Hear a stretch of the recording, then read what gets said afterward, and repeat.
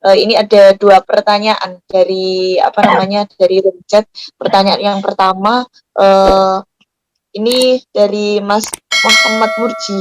Bagaimana hukum istri ninggalin sampai beberapa lama, hampir 2 tahun, tanpa ada keterangan, nggak mau gugat cerai, soalnya suaminya nggak mau pisah sama istrinya, begitu. Itu bagaimana? Nah, terus pertanyaan yang kedua dari Mbak Hening, itu apa hukumnya istri minta cerai kecuali kalau sudah perjanjian lalu cerai karena poligami, karena pernikahan tidak bahagia atau karena nikah terpaksa gitu, karena banyak yang bilang boleh cerai karena uzur syar'i saja begitu. Mungkin itu dua pertanyaan itu bisa ditanggapi dulu. Ya singkat aja ya, tapi ini tidak menggambarkan sesuatu yang bersifat general ya. Tapi intinya adalah bahwa seseorang yang melakukan sesuatu lalu menimbulkan keburukan ya salah dan dosa. Jadi istri meninggalkan 2 tahun, ya kalau gitu ngapain menikah kalau ditinggalkan 2 tahun ya. Saya kira itu jelas sekali. Nah, cuma tinggal alasannya apa yang kita tidak tahu kan masalahnya. Cuma meninggalkan saja kita tidak tahu alasannya. Kalau cuma meninggalkan tanpa alasan, tanpa keterangan kita juga tidak tahu, ya tentu salah, tentu dosa. Tetapi kalaupun dosa dan salah itu kan bisa diselesaikan oleh suaminya, bagaimana menerima, bagaimana mencari, bagaimana memperbaiki gitu loh. Karena juga bisa jadi, saya tidak tahu ada alasan seperti apa ya. Tapi kalau sekedar ditanya, boleh tidak istri meninggalkan 2 tahun? Ya nggak boleh, meninggalkan 2 hari juga nggak boleh.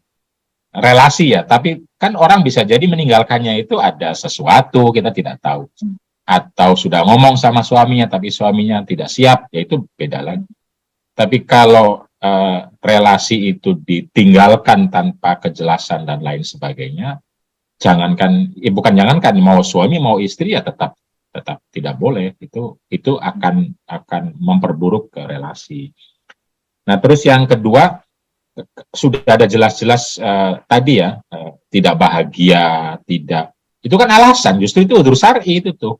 Dia punya hak untuk bercerai, tapi dipilih atau tidak hak itu kan dia yang paling tahu, dia yang paling merasakan, dia yang bisa memilah mana prioritas mana tidak, dia yang tahu konsekuensi-konsekuensinya. Dan kita juga harus memahami konsekuensi-konsekuensi itu, karena yang hidup itu dia, bukan kita.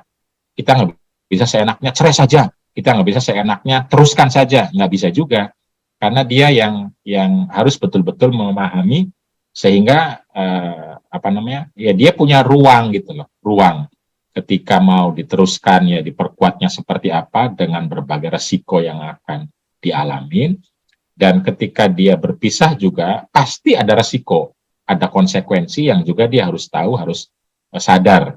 Nah, karena itu tidak cukup hanya mengatakan boleh, tidak boleh, atau haram, karena kita tidak mengalami, yang mengalami itu orang yang bersangkutan. Tapi kalau secara norma awal, kalau orang sudah tidak bahagia, menderita, tersiksa, boleh nggak minta cerai? Boleh.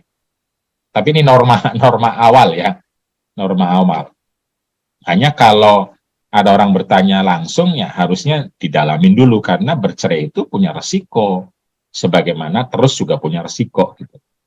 Gitu kira-kira Mbak Lili.